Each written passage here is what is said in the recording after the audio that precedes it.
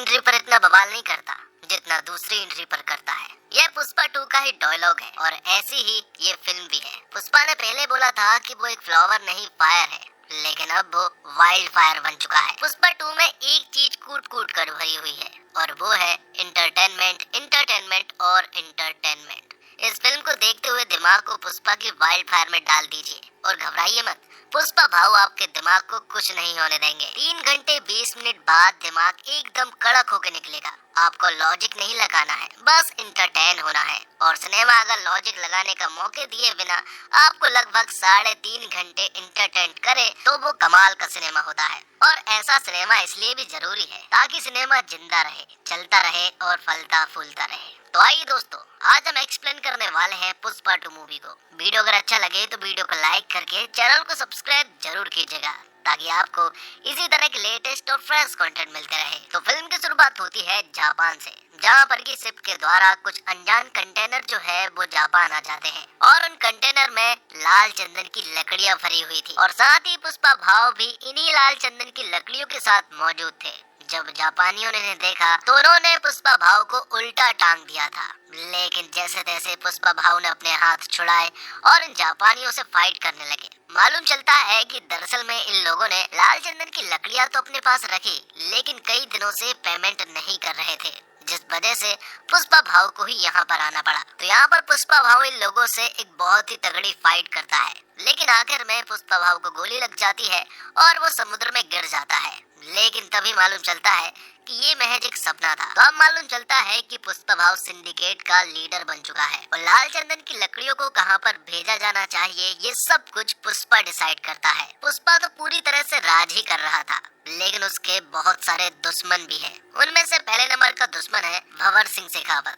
जो कि आईपीएस है। फिल्म के पहले भाग में पुष्पा ने शेखावत को नंगा दौड़ाया था, तो अपनी बेइज्जती का बदला लेने के लिए शेखावत कुछ भी कर सकता है, इसलिए वो एक प्लान बनाता है। जब पुष्पा के लड़के जंगल में जाकर लाल चंदन की लकड़ियों को काटने जाते हैं तो यहाँ पर भंवर सिंह शेखावत भी मजदूर के रूप में उनके साथ मिल जाता है और जब वो वहाँ पहुँचा तो इन सभी को प्लान बनाकर अरेस्ट कर लिया था, क्योंकि लाल चंदन की तस्करी में हमेशा पुष्पा बच जाया करता था क्योंकि उनके पास कोई भी सबूत नहीं थे। शेखावत इन मजदूरों को बुरी तरह से मारता है और इन सभी 230 मजदूरों को जेल में डाल देता है, जिसके बाद एंट्री होती है पुष्पा भाव की, जो कि पुलिस स्टेशन पहुंचते हैं। लेकिन वहां पर शेखावत मौजूद नहीं था, लेकिन कुछ इंस्पेक्टर मौजूद थे। यहाँ पर पुष्पा भाव सारे मजदूरों को लेने के लिए नहीं आए थे, बल्कि सिर्फ और सिर्फ सीनू को लेने के लिए आए थे, क्योंकि आज उसकी शादी है। जब पुष्पा यहाँ से सीनू को ले जाने लगा तो उसने देखा कि सीनू के ऊपर बहुत सारे चोट के निशान हैं। जब उसने अपने सारे मजदूरों को देखा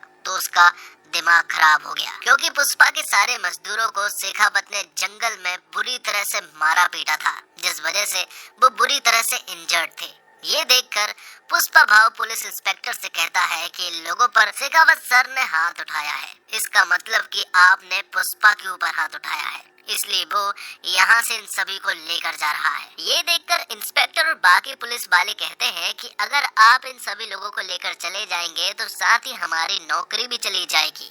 ये सुनकर पुष्पा भाव इनसे कहता है कि आज से तुम्हारे रिटायरमेंट तक जितना भी पैसा तुम जोड़ने वाले हो उन सारे पैसों को वो देगा, मतलब कि आज तुम्हारा रिटायरमेंट हो रहा है। पुष्पा उन सभी का रिटायरमेंट कर देता है और जब शेखावत पुलिस स्टेशन पहुंचा तो वहां पर कोई भी मौजूद नहीं था। वो समझ गया था कि सभी को पुष्पा भाव ने खरीद लिया है। तो इस तरह से पुष्पा भाव इलीगल काम तो करता है, लेकिन वो अपने मजदूरों का बहुत ज्यादा ख्याल रखता है और साथ ही वो अपनी बीवी श्रीवल्ली से भी बहुत ज्यादा प्यार करता है। अब अगले दिन हम देखते हैं कि श्रीवल्ली जब मंदिर में पूजा करने के लिए जाती है और भगवान की मूर्ति के लिए जब कुछ गहने और मुकुट लेकर जाती है तो उसी मंदिर में पुष्पा का सौतेला भाई मुरली भी मौजूद था और वो यहाँ श्रीवल्ली से कह रहा था कि आप पूजा तो करवा लोगे, लेकिन क्या तुम्हारे पास खुद का गोत्र है, खुद का सरनेम है? मुरली उन्हें हमेशा नीचा दिखाता है, लेकिन मुरली की बेटी कावेरी उन्हें पसंद करती है। वो उनके साथ रिश्ता निभाना चाहती है और कावेरी श्रीवल्ली को चाची बुलाती है। लेकिन मुरली कावेरी को उनसे मना करता है कि वो उनसे बात ना करे। तो पुष्पा श्रीवल्ली की सारी बात मानता है और आज पुष्पा सिद्धप्पा के साथ मिलकर सीएम से मिलने वाला था।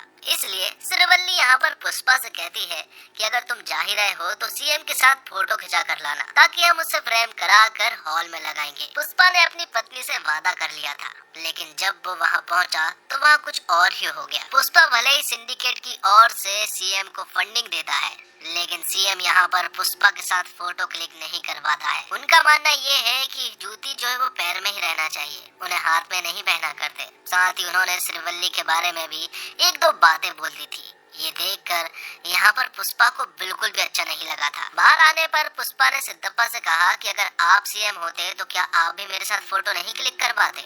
जिस पर कि सिद्धप्पा कहता है कि मैं चाहे कुछ भी बन जाऊं, मैं तेरे साथ फोटो जरूर क्लिक करवाऊंगा क्योंकि तू मेरा भाई है। तब यहाँ पर पुष्पा ने उनसे कहा तो फिर सीएम बनने की तैयारी कर लो। पुष्पा सिद्धप्पा से एकदम सीधा सवाल पूछता है कि सीएम बनने के लिए लगभग कितने रुपए की जरूरत पड़ेगी। सिद्धप्पा यहाँ पर कहता है कि लगभग 100 करोड़ रुपए की जरूरत पड़ेगी। पुष्पा यहाँ पर उससे कहता है कि मैं तुम्हें 500 करोड़ दूंगा, लेकिन सीएम तुम्हें ही बनना होगा। जिसके बाद सिद्धप्पा सेंट्रल मिनिस्टर से मिलने के लिए जाता है, क्योंकि पुष्पा ने ही सिद्धप्पा से कहा था कि वो सेंट्रल मिनिस्टर से मिले। सेंट्रल मिनिस्टर का एक भाई भी है और सिद्धप्पा पुष्पा के कहने पर ही सीएम की बात करने के लिए सेंट्रल मिनिस्टर के पास गया था। साथ ही पुष्पा ने उनके पास एक सोफा भिजवाया था जिसके अंदर 25 करोड़ रुपए थे। सिद्धप्पा ने जब ये सारी चीजें देखी तो उन्होंने पुष्पा से कहा कि ये सब कुछ ठीक नहीं है, इस तरह से पैसा बहाना ठीक नहीं है, क्योंकि हमें बचाना होगा, क्योंकि 500 करोड़ रुपए ऐसे ही नहीं मिल जाते। लेकिन पुष्पा के पास कुछ प्लान थे जो कि वो सिद्धप्पा को बताता है। वो कहता है कि अब पुष्पा नेशनल नहीं रहा बल्कि इंटरनेशनल हो गया है। लाल चंदन की लकड़ियों की डील वो सिर्फ मुर्गन से किया करता था, जिसके बदले में उसे 1 टन पर सिर्फ 1.5 करोड़ रुपए मिला करते थे। लेकिन अगर वो इस डील को विदेश में लेकर जाए तो उसे 2 से 2.5 करोड़ रुपए मिल सकता है प्रत्येक टन पर। तो ज्यादा देर ना करते हुए पुष्पा जो है वो तुरंत ही विदेश पहुंचता है, जहाँ पर कि उसकी मुलाकात होती है एक बहुत बड़े बिजनेसमैन से। वहाँ वो लाल चंदन की लकड़ियों की डील करता है और उसे 2000 कुंटल लकड़ियों को उन्हें देना था। बदले में पुष्पा को 5000 करोड़ रुपए मिलने वाले थे। तो अगर पुष्पा 5000 करोड़ रुपए कमाना चाहता है तो उसे 2000 करोड़ लाल चंदन की लकड़ियों की जुगाड़ करनी होगी। तब वो अपने सिंडिकेट के सारे मेंबर को एक्टिव कर देता है और उनसे कह देता है कि सारे जगह से मुझे लाल चंदन की लकड़ियां चाहिए हैं। तो सिंडिकेट के सारे मेंबर जो है वो लाल चंदन की लकड़ियों की जुगाड़ करने लगते हैं और वो लाकर वो पुष्पा को देने वाले थे। लेकिन तभी एंट्री होती है मंगल सीनू और उसकी वाइफ की। इन लोगों को मालूम चल जाता है कि पुष्पा जल्द ही 2000 कुंटल लाल चंदन की लकड़ियों को बाहर भिजवाने वाला है। वो ये बात शेखावत से जाकर कहते हैं ताकि शेखावत उन्हें जब्त कर ले। साथ ही मंगल सीनू और उसकी वाइफ शेखावत से ये भी कहते हैं कि वो सिंडिकेट के मेंबर को डराए धमकाए ताकि सारे सिंडिकेट के मेंबर डर जाएं और वो ये काम ना करें। बात कुछ ऐसी है कि मंगल सिन्हा खुद ही सिंडिकेट का प्रेसिडेंट बनना चाहता है। तो भंवर सिंह को जब ये बात मालूम चली तो उसने सारे चेक पोस्ट पर नाकाबंदी करवा दी। तभी चेक पोस्ट पर एक लाल चंदन से भरा ट्रक पहुंचा। शेखावत वहां पहुंचा और इस बार उसने बिल्कुल भी रहम नहीं की और उस सारे के सारे ट्रक को उसने जला दिया था। साथ ही सिंडिकेट का मेंबर जब यहाँ पर पहुंचा तो यहाँ पर भंवर सिंह ने उसे मौत के घाट उतार दिया था, जबकि मंगल सिन्हा चाह रहा था कि बस वो उसे डराए धमकाए। लेकिन भंवर सिंह कहता है कि उसका डराने का अंदाज थोड़ा अलग है। अगर मैंने इसे मार दिया है तो सिंडिकेट के बाकी मेंबर भी स्मगलिंग करने से डर जाएंगे। तो जो सिंडिकेट का मेंबर मारा गया है उसकी श्रद्धांजलि पर सभी लोग पहुंचे, सिर्फ और सिर्फ पुष्पा को छोड़कर। लेकिन तभी मंगल सिन्हा और यहीं के कुछ लोग जो है वो सिद्धप्पा से कहने लगते हैं कि अगर पुष्पा और भंवर सिंह के बीच में दोस्ती नहीं हुई तो वो ऐसे ही लोगों को मारता रहेगा और अगर ऐसा ही चलता रहेगा तो फिर पुष्पा को प्रेसिडेंट से हटा देना चाहिए। लेकिन सिद्धप्पा ये होने नहीं दे सकता, इसलिए सिद्धप्पा तुरंत ही भंवर सिंह के पास पहुंच जाता है और वो उसे कुछ रिश्वत वगैरह देने की कोशिश करता है। वो उसे लगभग 10 करोड़ रुपए दे रहा था, लेकिन भंवर सिंह नहीं मानता है। वो कहता है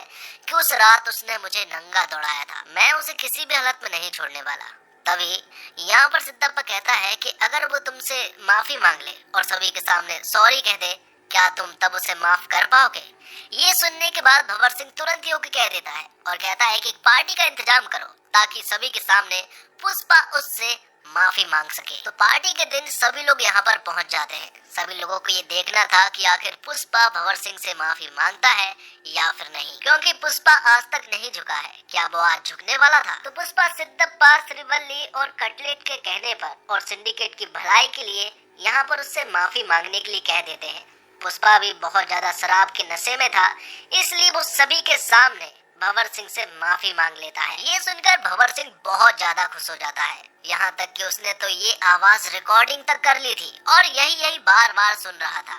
लेकिन जब पुष्पा घर वापस जा रहा था तब उसे बहुत ही ज्यादा अजीब लगा और पार्टी के सारे लोग शॉक्ड थे कि आखिर पुष्पा ने सॉरी कैसे बोल दिया। पुष्पा को इतना ज्यादा बुरा लगा था कि वो तो आईने में अपनी शक्ल भी नहीं देख पा रहा था। उसे इतनी तेज गुस्सा आती है कि वो सभी को सड़क पर ही छोड़ देता है और कार को वापस घुमाकर उसी पार्टी में वापस पहुंच जाता है। जब भंवर सिंह यहाँ से जाने वाला था तब पुष्पा यहाँ पर भंवर सिंह की कार को एक सॉलिड टक्कर मारता है। तो भंवर सिंह स्विमिंग पूल में जाकर गिरता है और फिर पुष्पा उसी स्विमिंग पूल में पेशाब भी करता है। भंवर सिंह को कुछ समझ नहीं आ रहा था कि आखिर ये सब कुछ हो क्या रहा है। पुष्पा यहाँ पर भंवर सिंह से कहता है कि पुष्पा एक ब्रांड है और वो किसी के सामने भी नहीं झुकता है। वो उससे कहता है कि मैं तुझे चैलेंज करता हूँ, 2000 कुंटल लाल चंदन की लकड़ियों को वो देश से बाहर भेज कर रहेगा। अगर वो ये नहीं कर पाया और अगर तेरे हाथ एक लकड़ी भी हाथ लग गई तो मैं जिंदगी भर मजदूरी करूंगा। ये सुनने के बाद भंवर सिंह को भी गुस्सा आ जाता है। वो उसके चैलेंज को एक्सेप्ट करता है और सारे के सारे चेक पोस्ट पर जहाँ से भी गाड़ियाँ गुजरती हैं उन सारे चेक पोस्ट को भंवर सिंह पूरी तरह से बंद कर देता है।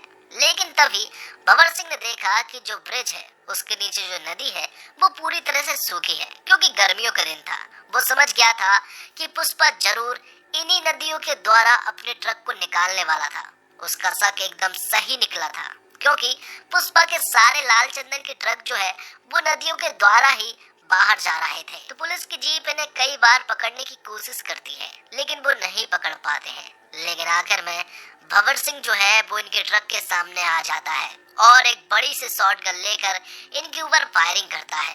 तभी कटलेट जो है वो पुष्पा के पास कॉल करके सारी जानकारियां बताता है। पुष्पा कहता है कि तुम वहां से कूद जाओ, जितने भी ट्रक है सारे ड्राइवर को वहां से बाहर निकालो, मुझे किसी भी इंसान की जान को खतरे में नहीं डालना है।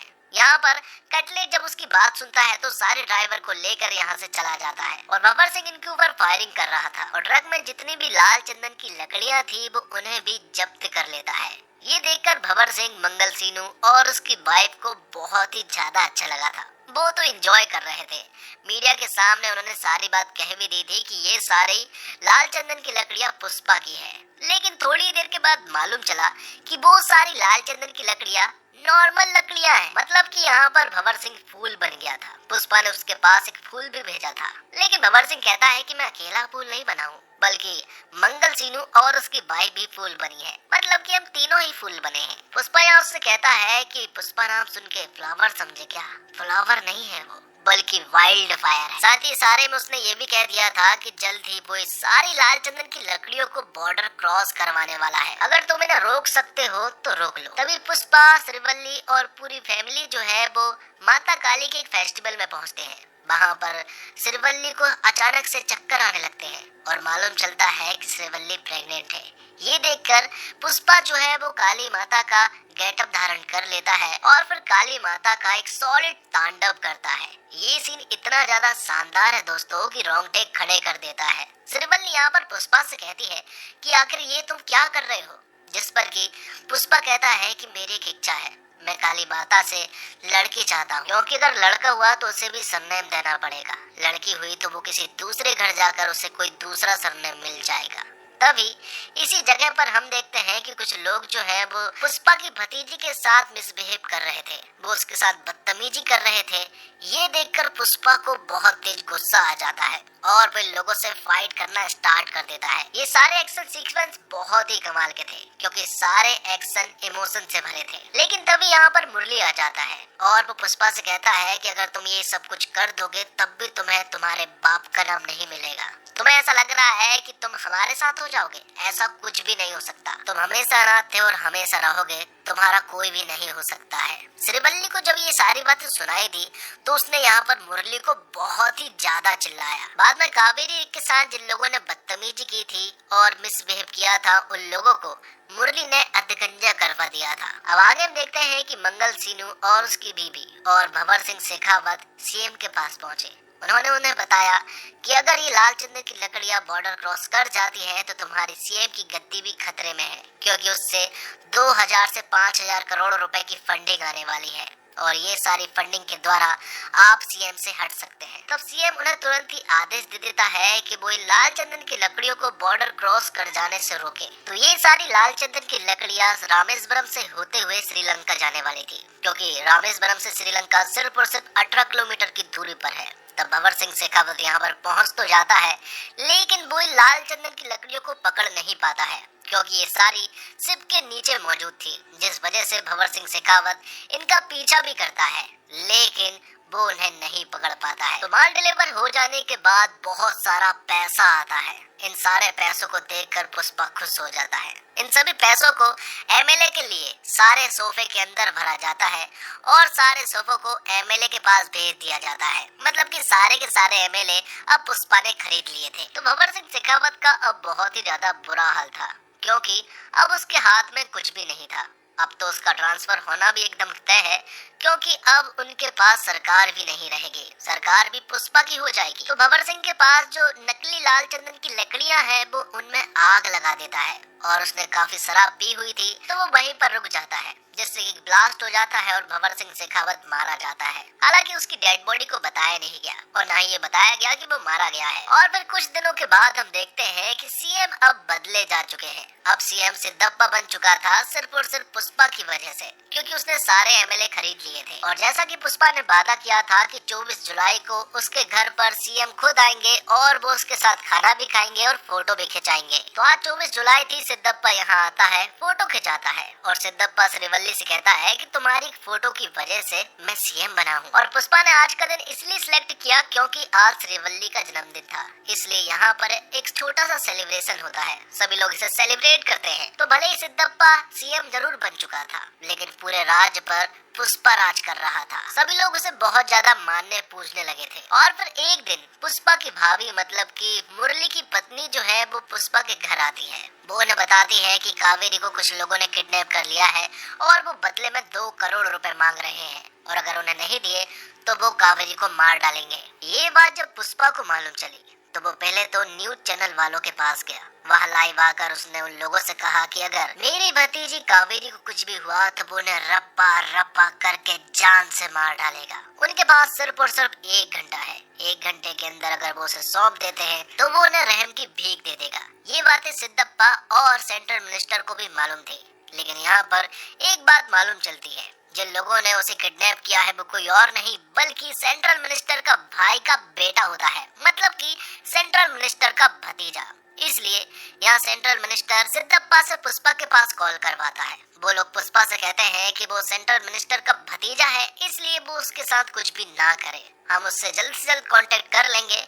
और वो कावेरी को छोड़ देगा। अगर वो उसके साथ कुछ कर भी दे तब भी तुम्हें कुछ नहीं करना है। लेकिन पुष्पा कहता है कि मुझे कोई भी फर्क नहीं पड़ता है, सेंट्रल मिनिस्टर भाड़ में जाए और सिद्धप्पा सीएम भी भाड़ में जाए, मुझे किसी से भी कोई भी लेना देना नहीं है। तो सेंट्रल मिनिस्टर का भतीजा 10 करोड़ रुपए पुष्पा से मांग रहा था और अकेले ही पुष्पा को उसके अड्डे पर बुला रहा था। पुष्पा मान जाता है और हेलीकॉप्टर से वो वहाँ पहुँच भी जाता है। यहाँ पर पहुँचकर सबसे पहले तो वो शॉट गन से फायर करता है, लेकिन बाद में मिनिस्टर का भतीजा पुष्पा से कहता है कि तेरी भतीजे के ऊपर भी गन पॉइंट है, इसलिए तुझे थोड़ा ठंडा रहना पड़ेगा।